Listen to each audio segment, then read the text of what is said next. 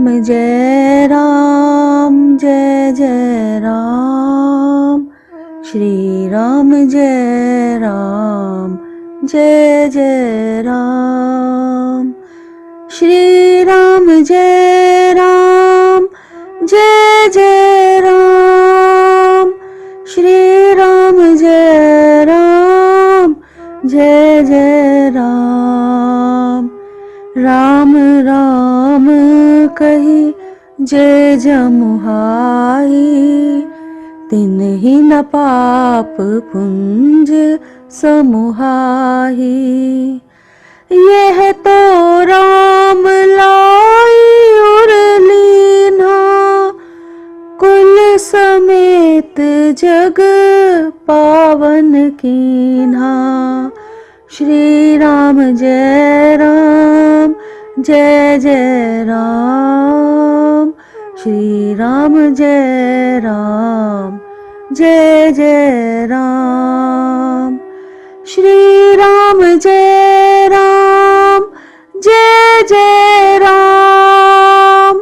श्री राम जय राम जय जय राम। श्री राम जय राम जय जय राम। श्री राम जय राम जय जय राम। राम राम कही जे जमुहाई, तिन्हि न पाप पुंज समुहाई। जो मनुष्य आलस में भी, जम्हाई लेते वक्त भी श्री राम का नाम उच्चारण कर ले, उसके पापों के समूह नष्ट होते हैं। अब विचार ये आता है कि यदि केवल आलस में राम नाम लेने से पापों के समूह नष्ट होते हैं, फिर भक्त दुखी क्यों हैं? फिर सबके जीवन में इतना दुख क्यों है? यदि हम दिन में एक माला का जाप करें तो नित्य प्रति माला जाप करने से 1 महीने में कितनी मालाएं हो जाएंगी और फिर 1 वर्ष में कितनी मालाओं का जाप हो जाएगा। कहने का तात्पर्य ये है कि 1 वर्ष में हम अनेकों बार प्रभु का नाम उच्चारण कर लेंगे, तो उससे तो जीवन के समस्त पापों को नष्ट हो जाना चाहिए। फिर भी लोग दुखी हैं, फिर भी शरीर के दुख, मानसिक पीड़ाएं, नाना प्रकार की व्याधियों से जीव परेशान है। ऐसा क्यों है? विशेषकर उन लोगों के साथ जो तीर्थ स्थानों पर भी जाते हैं, सुबह शाम माला जप भी करते हैं, व्रत उपवास आदि भी करते हैं। वो देखो कितना बेईमान है, वो देखो कितना झूठ बोलता है, लेकिन फिर भी फल फूल रहा है। घर में हर सुख साधन, कोई धन की कमी नहीं, बच्चे भी पढ़ लिख गए, सब तरक्की कर रहे हैं, और हम जितना भगवान का नाम लेते हैं उतने ही परेशान हैं। कभी ये कष्ट तो कभी ये कष्ट। बच्चे की नौकरी लगने में इतनी बाधाएं आ रही हैं, बहुत जाप भी करा लिए, ज्योतिषों से भी पूछ लिया, भगवान की मालाएं भी करते हैं, सुबह शाम पूजा पाठ भी करते हैं, लेकिन फिर भी हम इतने परेशान हैं। सबकी अपनी सोच है, हर व्यक्ति स्वतंत्र है सोचने के लिए, कुछ भी सोच सकता है, लेकिन कुछ भी सोचने से सत्य नहीं बदलता। राम नाम से पाप कटते हैं और कटते रहेंगे, यही सत्य है, इसे कोई कितना भी चाहे झुठला नहीं सकता। करता तो तू गुनाह लाखों है, मगर गिन गिन कर नाम लेता है उस परवरदिगार का।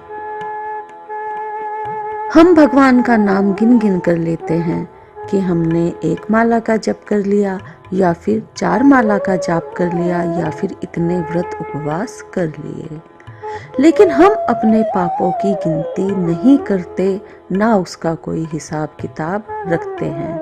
यही कारण है कि इंसान पूजा पाठ करते हुए भी दुखी है, जो अपने आप को भक्त कहते हैं वो परेशान है। बुरा जो देखन मैं चला, बुरा न मिलया कोई, अपने भीतर झांकया तो मुझसे बुरा न कोई।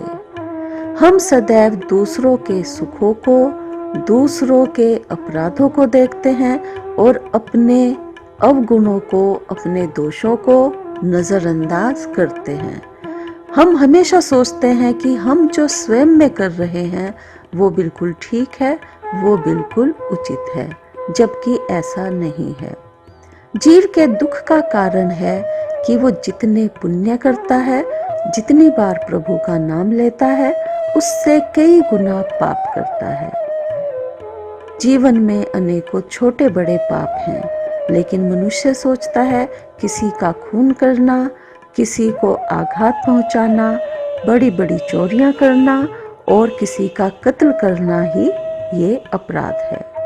लेकिन छोटे बड़े अन्य पापों को वो भूल जाता है। मनुष्य मनसा वाचा कर्मणा शुभ नहीं है। यदि शुभ हो जाए तो उसके जीवन के दुख, जीवन के पाप अवश्य ही समाप्त हो जाएंगे। मन से हम कुछ और सोचते हैं, बोलते कुछ और हैं और कर्म कुछ और करते हैं। तीनों में जब अशुभ आ जाता है, मन हो या वचन हो, वाणी हो या कर्म हो, तो वो पाप ही बनता जाता है। आचरण और चरित्र एक समान जब हो जाएगा तो जीवन से दुख भी समाप्त हो जाएंगे। आचरण जो हम लोगों को दिखाते हैं और चरित्र जो जीव का वास्तविक स्वभाव है। उदाहरण के लिए जैसे घर में कुछ मेहमान आए और उनके साथ उनके बच्चे भी आए। बच्चों का स्वभाव कहीं कहीं पर शरारती होता है, घर में आके चीजों की छेड़छाड़ करते हैं, कभी कभी तोड़फोड़ भी कर देते हैं।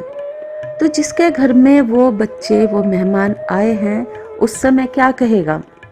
कोई बात नहीं, बच्चे हैं, तोड़ दिया, कोई बात नहीं, अरे डांटो नहीं, अरे मारो नहीं। इस तरह का हम दिखावा करते हैं। लेकिन जैसे ही मेहमान घर से चले जाते हैं, फिर क्या? माथे पे हाथ मारकर, वो देखो कुछ अकल भी सिखाई है बच्चों को, गधे कहीं के। सब इतनी चीजें को नुकसान करके चले गए, कितनी महंगी चीजें थी। तो कहने का तात्पर्य यह है कि सामने अच्छे स्वभाव का दिखावा किया और पीछे से अलग। यदि यही सामने हो जाता तो ये गलत होते हुए भी, कटु व्यवहार होते हुए भी गलत ना होता। बस यही हम सबकी विडंबना है। कहते कुछ हैं, करते कुछ हैं और फिर हम सोचते हैं हमसे बेहतर कोई नहीं। एक पार्क में एक स्त्रियों का ग्रुप बैठा हुआ था, तो वो बस चर्चा छेड़ ली उन सब स्त्रियों ने अपने अपने पतियों के अवगुणों का बखान करने की।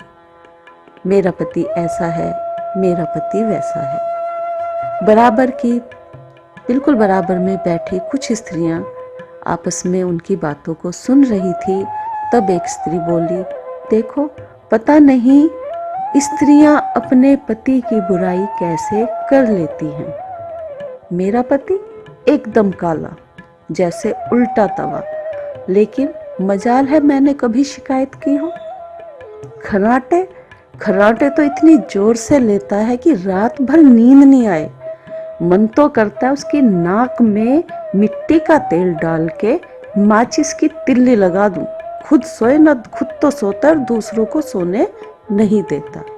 और क्या बताऊं सखी, कंजूस इतना कि चमड़ी जाए पर दमड़ी ना जाए। बताओ क्या फायदा ऐसे धन का जिसका सुख ही ना भोग सके। लेकिन मजाल है कभी मैंने अपने माता पिता से शिकायत की हो कि मेरा पति ऐसा है।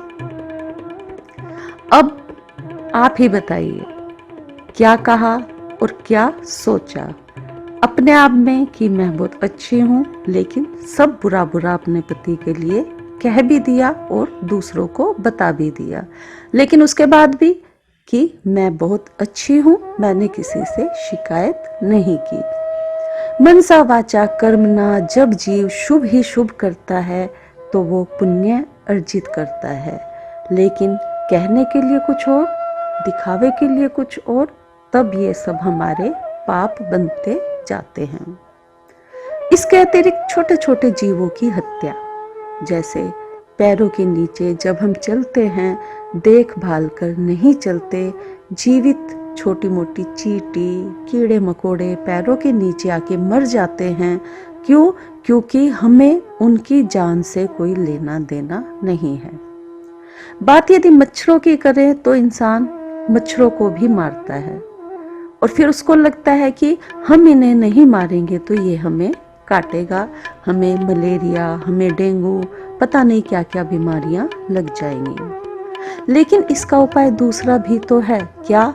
निर्जीव प्राणी जो कह नहीं सकता, जो हमारे सामने रो नहीं सकता, उसको मारना ही उसका समाधान नहीं है। आखिर तो हमने जीव हत्या की है। जिस तरह मच्छर हमारे लिए खतरनाक हैं, इसलिए हम लोग भी किसी न किसी के लिए खतरनाक हैं। यदि जो व्यक्ति हमें पसंद नहीं करता, क्या इसका ये अर्थ है कि वो हमारी हत्या कर दे? या हम जिसके लिए उपयोगी नहीं हैं, जिसके हम शत्रु हैं, जिसके लिए हम कहीं ना कहीं उसकी तरक्की में बाधक हैं, वो हमारी हत्या कर दे? क्या ये सही है? बस यही नियम हम सब पर लागू होता है कि जो हमें जीव जंतु बोल नहीं सकते, कुछ कह नहीं सकते, उन पर हम दया नहीं करते, उन्हें सीधा सीधा उनके प्राणों का हरण कर लेते हैं। जैसे कि हम अशुभ करते हैं और अशुभ उसको मानते नहीं, इसीलिए हमारे पापों के समूह बढ़ते जाते हैं बड़ी ही तेजी से। एक झूठ बोलते हैं और उस एक झूठ को छुपाने के लिए फिर 10 झूठ बोलते हैं। फिर 10 झूठ को छुपाने के लिए जो झूठ बोलते हैं उनकी संख्या कहीं ना कहीं जाकर 70, 80, 100 हो जाती है और फिर उनको छुपाने के लिए अनेकों अनेक झूठ बोलते हैं। इसी तरह झूठ हो, एक चोरी को छुपाने के लिए अनेक चोरी, अनेकों अनेक पापों को, अपराधों को छुपाने के लिए हम अनेकों अनेक पाप अपराध करते हैं, जिसका हमें भान भी नहीं होता। कारण क्या? हम स्वयं को जानना नहीं चाहते, हम स्वयं को पहचानना नहीं चाहते। जिस प्रकार रक्त बीज का एक उदाहरण, रक्त बीज राक्षस को वरदान था कि जो तेरा वध करे और तेरे लहू का एक कतरा जमीन पर भी गिरे तो उस एक रक्त की बूंद से दूसरा रक्त बीज पैदा हो जाएगा। रक्त बीज के अत्याचारों से सभी देवी देवता परेशान थे। अब विचार किया गया कि क्या करें, तो भवानी आई रक्त बीज की हत्या के लिए। लेकिन जैसे ही अनेकों अनेक प्रयास भवानी ने किए, रक्त बीज पर वार किए, धनुष से वार किया, तलवारों से वार किया, उसके शीश को धड़ से अलग किया, तो कुछ ही समय में देखा फिर अनेकों रक्त बीज हाहाकार, टंकार, हंसकर कर रहे हैं। कारण कुछ समझ में नहीं आया और अनेकों अनेक रक्त बीज बढ़ते गए। फिर देवी को पता चला कि रक्त बीज को वरदान है, इसके रक्त की जितनी बूंदें धरती पर गिरेंगी उतने ही रक्त बीज पुनः पैदा हो जाएंगे। भवानी ने क्रोध में चंडी का रूप धारण किया, काली रूप बनाया और अपनी जिह्वा का विस्तार किया। और जब उसके धड़ को शीश से अलग किया तो उसके लहू का एक भी कतरा जमीन पर नहीं गिरने दिया। ना कोई खून की बूंद धरती पर गिरी और ना ही नया रक्त बीज पैदा हुआ। इस प्रकार के प्रयास करने पर रक्त बीज का अंततः वध हो पाया। यही हमारे पापों के करने का सिलसिला है कि यदि हम रक्त बीज की तरह उसका वध करेंगे, खून की बूंदें नीचे गिरेंगी तो फिर अनेकों रक्त बीज पैदा होंगे, और जब हम खून नीचे गिरने ही नहीं देंगे तो अंततः उसका वध हो ही जाएगा। पापों को हम खत्म करने के लिए जब हम पुण्य करेंगे तो पाप खत्म होंगे, और पापों को खत्म करने के लिए पाप ही करेंगे तो वो सिलसिला और अधिक बढ़ता जाएगा और हमारे पापों की कोई गिनती नहीं रहेगी। जितने राम नाम लेते जाएंगे पाप अवश्य नष्ट होंगे, लेकिन कहीं अधिक नए पाप पैदा हो जाते हैं। एक ग्वालिन दूध बेचती थी। दूध बेचते बेचते एक वट वृक्ष के समीप आई, जहां पर एक महात्मा हाथ में माला लिए हुए राम नाम का सुमिरन कर रहे थे। इसी बीच कुछ शोर महात्मा को सुनाई दिया। आंखें खोलकर देखा तो एक व्यक्ति ग्वालिन के साथ कुछ ऊंचे स्वर में कहासुनी कर रहा था। ग्वालिन ने उसे जो पात्र वो हाथ में लेकर आया था उसको भरकर दूध दे दिया और बदले में पैसे भी नहीं लिए, और जो कुछ उसने ऊंचे स्वर में सुनाया वो भी बड़ी ही मुस्कुराहट के साथ, बड़ी ही सहनशीलता के साथ सुन लिया। उसके बाद अनेकों अनेक ग्राहक आए, पैसा दिया, माप कर दूध लिया और चले गए। जब सब लोग चले गए दूध लेकर तो महात्मा ने पूछा, ग्वालिन ये क्या बात? कुछ लोगों को तुमने नाप कर दूध दिया और बदले में पैसे लिए, और एक व्यक्ति जिसका व्यवहार मुझे गलत लगा उसको तुमने दूध भरकर दिया बिना माप तोल के और बदले में पैसे भी नहीं लिए। इसका क्या कारण है? तब ग्वालिन ने कहा, महात्मन जिसकी आप बात कर रहे हैं मैं उससे प्रेम करती हूँ, और प्रेम में कोई हिसाब किताब नहीं होता। इतना सुना तो महात्मा का दृष्टिकोण ही बदल गया कि हम दावा करते हैं भगवान से प्रेम करने का और उसके नाम लेने का हिसाब रखते हैं। जहाँ हिसाब रखा जाता है वहाँ मन मस्तिष्क से काम लिया जाता है, और मन में भाव नहीं होते, मन में भावनाएं नहीं होती, इसलिए वो प्रेम भी सच्चा नहीं होता। जो हृदय से प्रेम करेगा वो कभी गिनती नहीं करेगा, वो बस तृप्ति तक ही अपने प्रेम को बरसाता रहेगा, उसका कभी हिसाब किताब नहीं रखेगा। वही वास्तविक प्रेम है।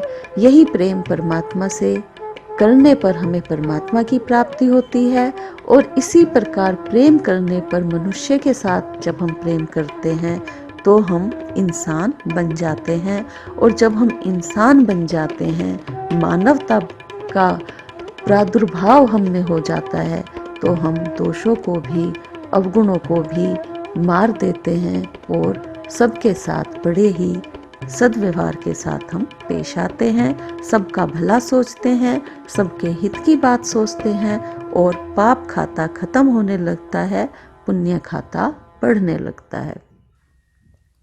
जैसे जैसे पुण्य बढ़ते हैं, पाप खत्म होते हैं, जीवन से दुख दूर होते हैं, सारी समस्याएं, सारी निराशाएं दूर होती हैं, और जीवन सुखद और समृद्ध बन जाता है। लेकिन उसके लिए हमें क्या करना पड़ेगा? सब शुभ सोचना पड़ेगा, शुभ बोलना पड़ेगा, और शुभ ही आचरण में लाना पड़ेगा। ये नहीं कहा कुछ, किया कुछ और सोचा कुछ। बस यही कारण है कि दिन पर दिन हम लोग दुखी हैं, अनेक व्याधियों से तड़प रहे हैं, परेशान हो रहे हैं। सुख यदि पाना है, भगवान के नाम को सार्थक करना है, तो अपने आचरण को, अपने चरित्र को एक जैसा करना होगा, एक समानता रखनी होगी। जय श्री राम।